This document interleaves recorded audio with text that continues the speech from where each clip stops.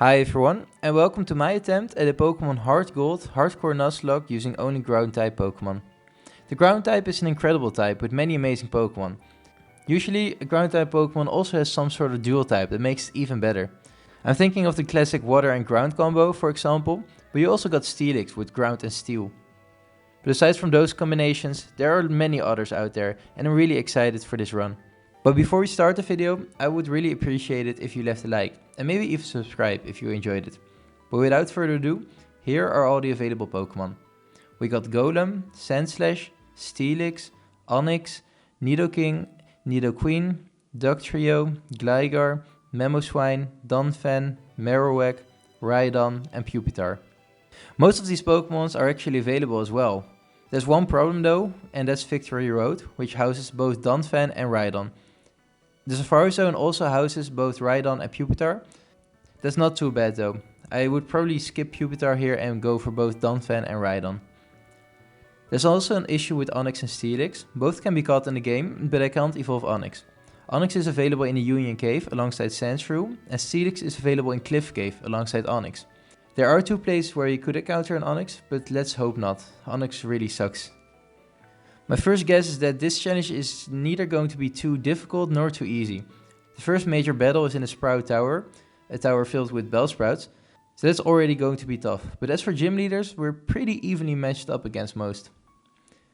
We start our journey with picking a starter. I went with Cyndaquil, so the rival takes Totodile, which will be the most difficult starter to go up against. We do some plot stuff, go to Mr. Pokemon's house, give Professor Elm the egg and receive our Pokeballs. On Route 46, we catch our actual starter, a Geodude, who I named Espresso, named after our favorite ground beans. Get it? Trust me, it's a good name. With our starter, we tear through the normal type using first trainers and arrive in Violet City. Here I look at my options, as I'm quite scared of the Sprout Tower. I noticed that on Route 32 I can catch a second encounter, a Wooper. Wooper won't really help me against the Bellsprouts, as it's also 4 times weak, but it's something at least. I catch him and name him Latte. Latte has the ability Water Absorb, which is the best possible thing that could have happened to this run. It takes away the most prominent weakness that this run would face. Let's hope he stays alive. With all our available team members, I go to the Sprout Tower, fearing the worst. During the first battle though, I noticed that Vine Whip from a Bellsprout does next to nothing, only 4 HP, so that's a relief. We make our way to the top, where we had to fight the Sprout boss. He leads with the Bellsprout and I open with Espresso. 2 tackles take it out. The second Bellsprout also goes down with 2 tackles, leaving only a Hoot. I swap in Latte, who proceeds to spam Water Gun. And during our Water Gun spam, the Hoot misses 3 Hypnosis. Nice. With that, it's time to take on Faulkner. I lead with Espresso against his Pidgey. I set up a Rock Polish or 2 to ensure I outspeed a Pidgeotto, and then I proceed to use Rock Throw. This one-shots a Pidgey and in comes Pidgeotto. Another Rock Throw takes the Pidgeotto in the red, and the second one takes it down. An easy first gym battle, and we earned our first badge. With that, we make our way to Union Cave. In Union Cave, we can encounter either a Sandshrew or an Onyx. And I'm really hoping for Sandshrew, as I want to catch the Steelix in Cliff Cave. We got lucky and encounter a Sandshrew. I name him Americano. After the Union Cave, we arrive in Azalea Town. Here's the second gym, and we have a pretty decent matchup against it, but that side is always a little scary. But before we do that, we have to rescue some Slowpokes. We do this together with Kurt, the Almighty. Oh, never mind, he broke his back. We do this on our own. After taking down some grunts, it's time to take on Proton, who leads with Zubat. I lead with Espresso and Rock Throw it down. In comes Coughing, who also catches a few Rock Throws, but Lotte had to come in and finish the job. Before battling Bugsy, I accidentally triggered the rival battle next to Ilex Forest. Americano was at the front of his party, and the rival opened with Ghastly. Americano can't really do anything here, so he's switching for Espresso. Lucky switch, as Ghastly just uses Mean Look, which would be certain death for Americano. 2 Rock Throws take out the Ghastly, and in comes Croconaw, so I swap into our Water Absorb Lotte. We then go back and forth with the love attacks. Lotte has a great ability, but he doesn't do much damage as of now. Eventually, Lotte was running low in health, so I swap into Americano, baiting the Water Gun, and then swapping back to Lotte, healing him up. This is a strategy you're going to see as long as Lotte is alive. Eventually, the Croconaw does go down, and so does the Zubat. It took some time, but the battle itself was quite easy. With that, it's time for Bugsy. I open with Espresso and proceed to use Rock Polish. I then used a 4 times effective rock throw, one-shotting the Scyther. With the Scyther gone, this battle is basically already won. In comes the Metapod, who is one-shotted, and in comes the Kakuna, who is also one-shotted, earning us our second badge. We can now make our way to Goldenrod City, and we need to go through the Ilex Forest. Here we catch some Farfetch'd and help a girl and eventually arrive in the city. A little north of Goldenrod there are 2 accessible routes. Both routes carry both versions of Nidoran, so that's 2 more team members right there. I catch a male Nidoran on Route 35 and name him Macchiato. On Route 36 I catch the female Nidoran and name her Cappuccino. While grinding, both Macchiato and Cappuccino evolve, so we now have a pretty powerful team. Now it's time for Whitney, the infamous run killer, and I would be lying if I said that this was my first try. I had to do a couple of resets here, but eventually I nailed it down. I lead with Macchiato against her Clefairy and use double kick, taking her into the red. Clefairy used Feather Dance, so Macchiato doesn't do much damage anymore. Q-Charm is also activated, but he managed to pull through. I swap into Cappuccino and use double kick as well, once again putting it into the red. One more double kick finished off the Clefairy. In comes the Miltank, who has already killed 3 runs so far. I go for a Tail Whip and follow it up with a Poison Sting, hoping for the poison. Poison Point activated though, but Miltank has a Lumberry. Cappuccino is left with 3 HP, so I swap into Americano. I go for a Sand Attack as he used Rollout, and I then spam Poison Sting until he gets the poison. With the Miltank poisoned, I do some extra chip damage with Swift and eventually swap into Lotte. Lotte uses Mud Shot, but it's on low health himself. I switch into Macchiato as Miltank is healed to full again. I go for 2 more double kicks and combined with the poison damage, it takes down the Miltank.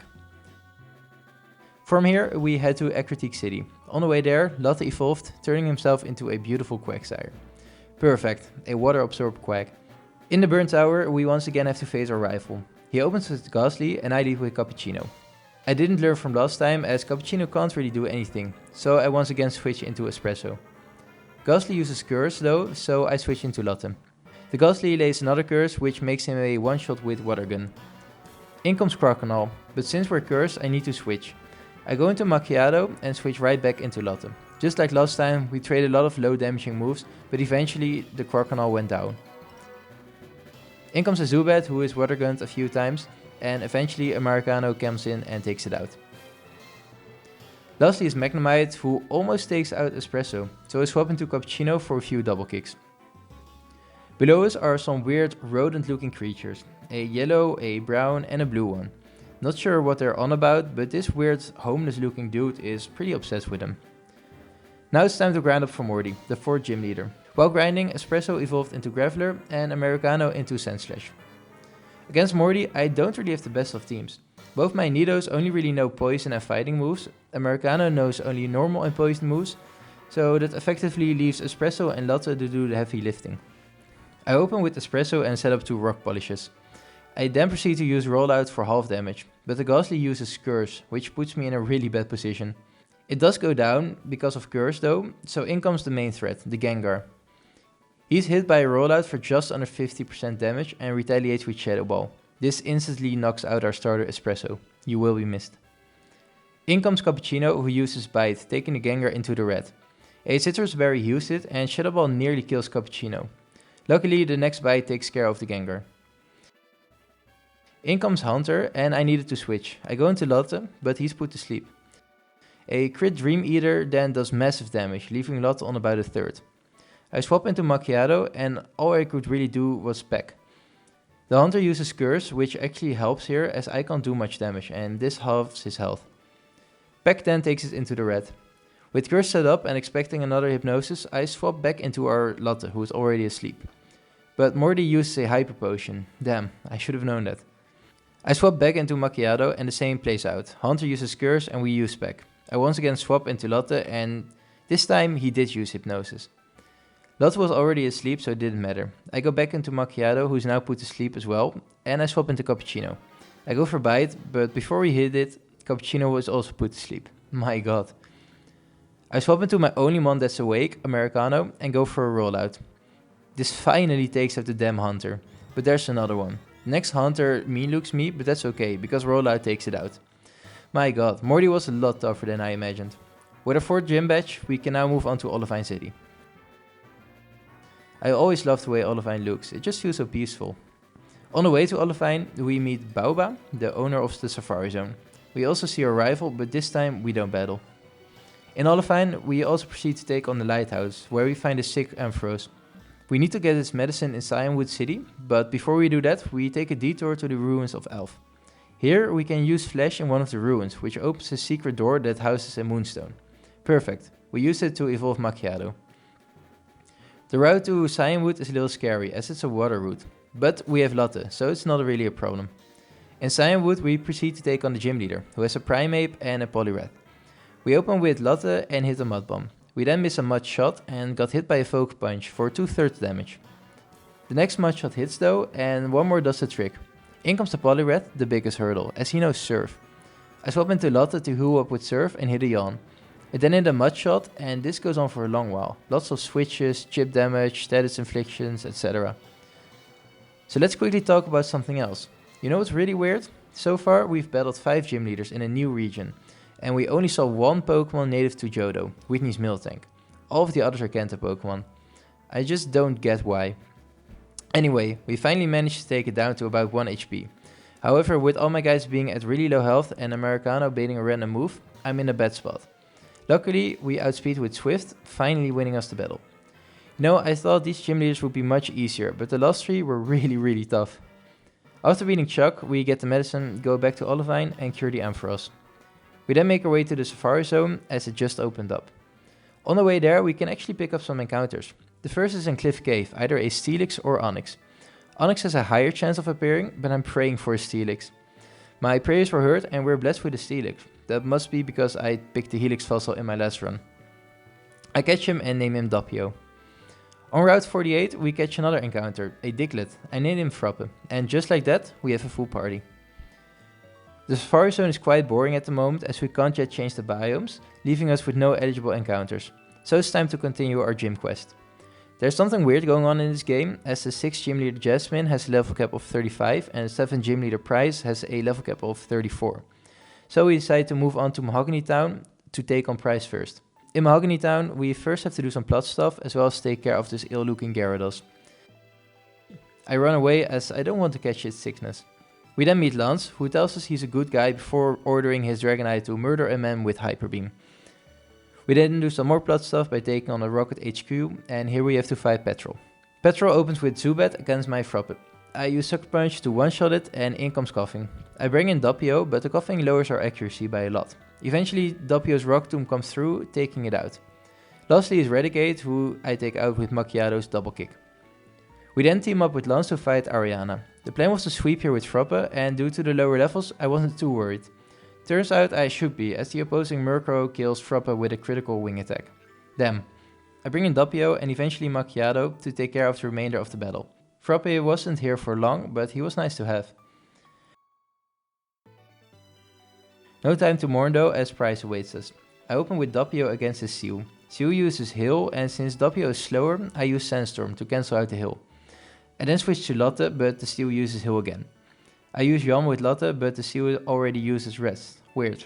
Well, okay. I swap back into Doppio to set up another Sandstorm, but as the Steel wakes up, he uses Hail again. Doppio goes for a Dragon's Breath, and it doesn't do much. I go into Cappuccino, who takes an Icy Wind, and I use a few Fury Swipes. But the Steel goes for Rest again. I swap into Americano and use Crush Claw. This does good damage, and he two-shots it. In comes the Dewgong, who nearly takes out Americano, so I need to switch. I bring in Doppio, but another crit will take us out. So I swap right back into Lotte. I use Yawn with Lotte and switch into Cappuccino. She's nearly killed, so I swap right back into Macchiato. 2 more double kicks take out the Dewgong. Lastly is the Pillow-Swine, but since everyone's running low on health, I stay in with Macchiato. A double kick does just under half, and the Pillow-Swine misses a Blizzard. Damn. I just need to bank on another miss, but he hits. Macchiato goes down. I bring in Lotte, and luckily the Pillow-Swine misses another Blizzard, allowing Lotte to surf it down. This battle was much more difficult than it should have been, and we lost a valuable team member. It especially sucks because Moonstones are pretty rare in this game. You can get the one in the Ruins of Elf, which we already used, and now there's only a random chance our mom buys us one. With sheer luck, our literal next gift from mom is a Moonstone, so we used it to evolve Cappuccino. After that, it's time to take on Jasmine. We only have 4 team members left, but Jasmine is a steel type leader, so I'm not sweating it too much. I open with Lotte and use a mud shot to kill the Magnemite. In comes Steelix and a Surf nearly takes it down. A Citrus Berry takes it out the healing range though, so another Surf manages to kill it. In comes the last Magnemite, and after hitting myself in confusion a few times, a mud shot takes it out. This gives us an easy 7th badge. After taking on Jasmine, we're notified of a Team Rocket takeover, so it's time to storm the radio tower. Here we first put on our disguise, but we're then redded on by our rival. Eventually, we made our way to the top, where we find Petrol. Petrol has a really shitty team here. All of his 6 months, no self-destruct or explosion.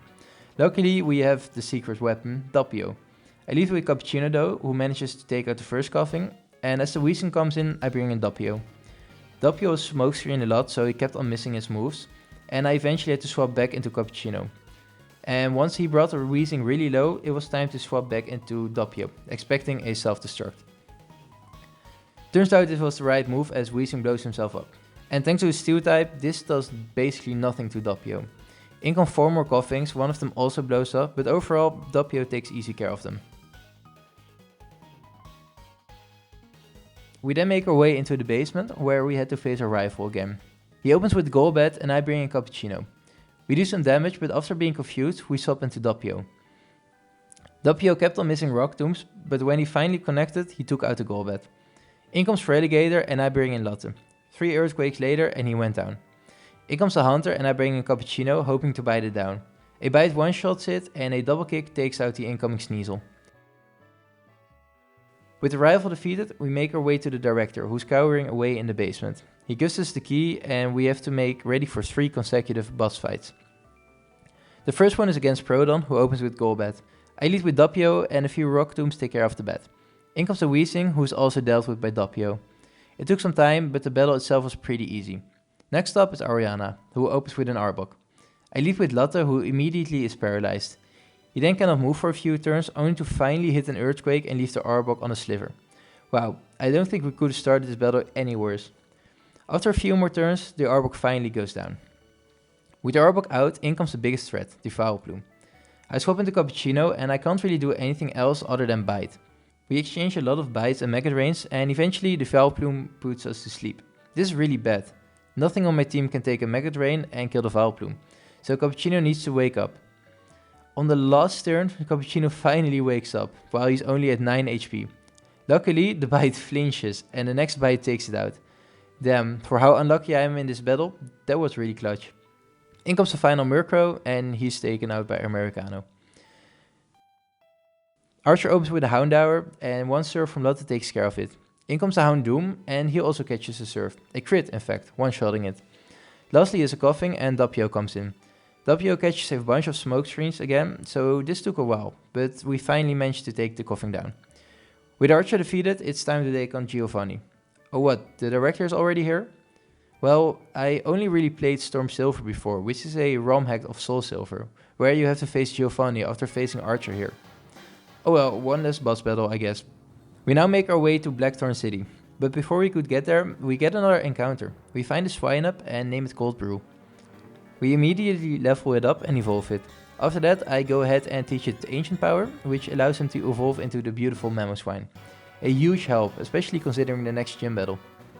On Route 45 we catch another Pokemon, a Gligar, who I named Mocha. Now that we have a full team again, it's time to take on Claire. She leads with a Gyarados, and a Gyarados is really one of the scariest things we can face in this run. I open with Cold Brew using Ancient Power, hoping for the boost. This didn't happen, even after 3 hits. And Cold Brew was really running low on health. I bring in Americano, and the Gyarados is healed to full. I accidentally locked myself into rollout, and the Gyarados kept on using Dragon Rage. In exactly 3 turns, Americano will die, unless he hits a crit, which he didn't. Damn. Goodbye Americano, you were here with us for a long time. I bring in Mocha, expecting a Slash to kill, but it didn't. So another Slash does the job, but Mocha now took some damage. In comes Kingdra, so I U-turn into Lotte. With Lotte I hit a Yawn and proceed to Earthquake it down. The Kingdra did hit a Hyper Beam, which was scary, but Lotte lived to fight another day. In comes Dragonair and I bring in Cappuccino. This Dragonair doesn't know any water moves, so I stay in with Cappuccino. A few strengths manage to take it out, but we're left on 12 HP. I bring in Doppio on a random move, which turned out to be Aqua Tail. I retaliate with an Iron Tail, doing about 75% damage. The Dragonair then proceeds to miss his Aqua Tail, and we hit another Iron Tail, giving us our 8th badge. That is, if Claire would give it to us, which she won't. We box Americano, do some lame old test, and finally receive our rightful badge. We then take on the Kimono Girls and proceed to battle Ho-Oh. But before we battle it, we make one final preparation, the Smoke Ball. With the Smoke Ball, we can safely run away, not risking any of our guys against this stupid Fire Rebirth. On our way to the Pokemon League, we cross the Victory Road. We got our final team member here, a Donphan, who I named Red Eye. Victory Road is pretty uneventful in this game, so we went without a hitch. We did battle our rival one more time, but this was a breeze. After defeating our rival one last time, we arrive at the Pokemon League. We could still actually get a Rhyhorn in the Safari Zone, but I quite like Donphan, so we're going to use him instead. We have a pretty solid team now. Mamoswine, Donphan, Quagsire, Gligar, Nidoqueen and Steelix, so I'm confident in this Elite Four run. However, there are a few obstacles. Lance has a Gyarados with Waterfall, which can do massive damage, and Karen has another Vileplume that can cause massive damage. Anyway, here's how the Elite Four went. The first battle is against Will, who opens with a Xatu. I open with Cold Brew and go for an Icy Wind. The Xatu went for me first and hit a crit, and I missed mine. Great start. Will then swapped into a Slowbro, who is now hit by an Icy Wind. I bring in Lotte to get the Slowbro to sleep and swap right back into Mocha. The Slowbro is now asleep and Mocha knows Sword Dance, so I think you know what's about to happen next. I set up 3 Sword Dances and proceed to use X-Scissors on the Slowbro. Since Slowbro likes to set up curses, he doesn't go down immediately, but eventually he's done for. In comes a Jinx, who is put down by a Feint Attack. A Xatu, who is also put down by a Feint Attack.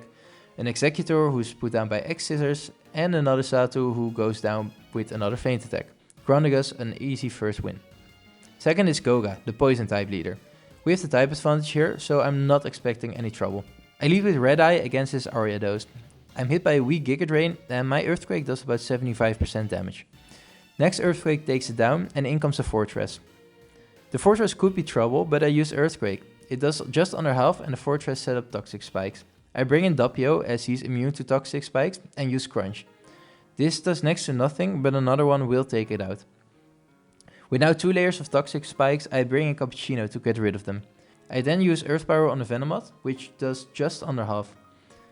I use 2 more and the Venomoth proceeds to miss every Supersonic, and we take it out. In comes the Muk, who also catches 2 Earth Powers, and lastly is Crowbat. I use a Strength, but it does too little damage, so I swap into Cold Brew. A few Icy Winds take care of the double team in Crowbat. So far, so good. Against Bruno, we once again lead with Red Eye, this time against a Hitmontop. The Hitmontop uses Dig and we used Earthquake, which now hits at double power for an easy one-shot. In comes Hitmonchan and we just use another Earthquake. Earthquake nearly kills, but the Chen is healed up. We go for another EQ and finish it off with Slam. When the Hitmonlee comes in, I swap into a Cappuccino. We got hit by a crit Blaze Kick and we retaliate with an Earth Power. This doesn't do too much though, but thanks to Poison Point, we're in a good situation. One more Earth Power takes it to the point where the Poison takes care of it. I swap into Lotte and the Poison finishes off the Hitmonlee.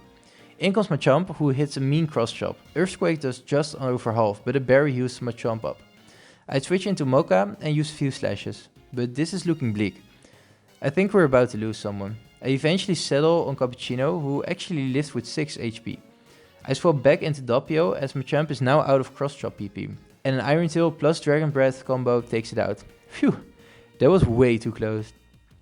Bruno's last Pokemon is an Onyx, who goes down to 2 Iron Tails.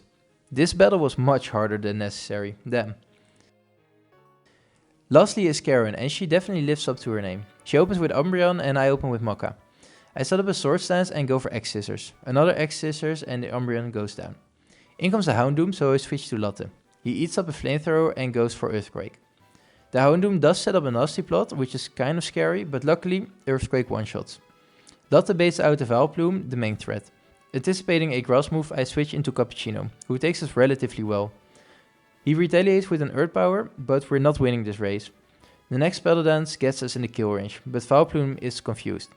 I decided to risk it, as switching into anyone is basically a death sentence, and we bring Vileplume in the yellow. Sadly, he pulls through confusion and hits another Battle Dance, taking out our beloved Cappuccino. You will be missed. I bring in Red Eye and go for Earthquake. Luckily, the Vileplume hit himself in confusion this time, sparing Red Eye from almost certain death. With Vileplume down, Karen brings in Gengar. Luckily, Red-Eye also has Insurance, which is capable of two-shotting the Gengar. Lastly is a Murkrow, who goes down to 2 slams. With that, Karen is defeated, but at the cost of Cappuccino, one of our oldest living team members. But with that, the Elite Four is behind us, so it's time to take on Lance. Lance is scary, as he leads with a Gyarados, who can easily take on our entire team. I lead with Lotte, who puts its ability to use one less time this run. The best thing we can do here is put the Gyarados to sleep, so I use Yawn. I then hit a Surf for some damage, and as the Gyarados is asleep, I swap into Red-Eye. Red-Eye proceeds to use Slam a few times, taking the Gyarados to what must be 1 HP. Gyarados must be waking up any time now, so as a precaution, I swap Lotte back in. Lance uses a full restore, so that was the right play. We put the Gyarados to sleep once again, and we repeat the same process. Red-Eye comes in and slams, but this time Gyarados wakes up instantly, putting Red-Eye in the yellow. So we repeat it again, switch to Lotte, use Yawn, get the Gyarados to sleep, swap to Red-Eye, use Slam. Only this time, Red-Eye is screwed if Gyarados wakes up and hits a waterfall. Eventually, Gyarados is 1 slam away from dying, but Red-Eye chokes and misses it. He's instantly punished as Gyarados wakes up and kills it with Waterfall. Rest in peace, Red-Eye, you weren't here long, but you did a great job. I bring in Lotte for another Yawn and follow it up with a Surf. Knowing I have Cold Brew with Asian Power in the back, I swap him in.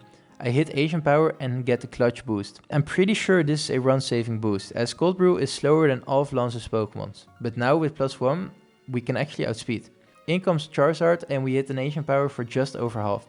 We're hit by Fire Fang for 2/3 damage, but another Asian Power takes care of the Charizard.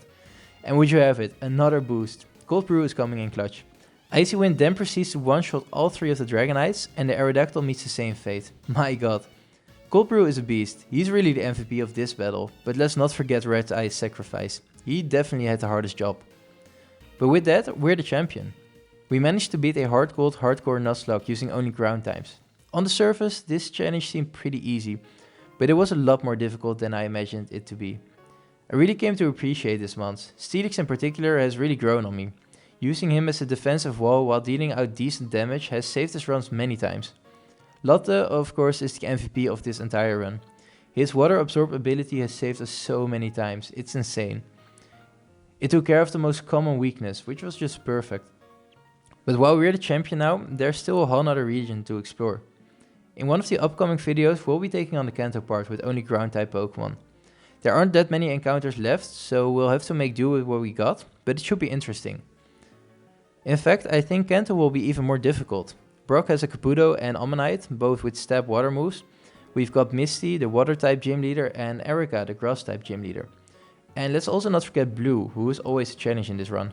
But that is for another time. For now, I really want to thank you for watching, and I hope to see you in the next one.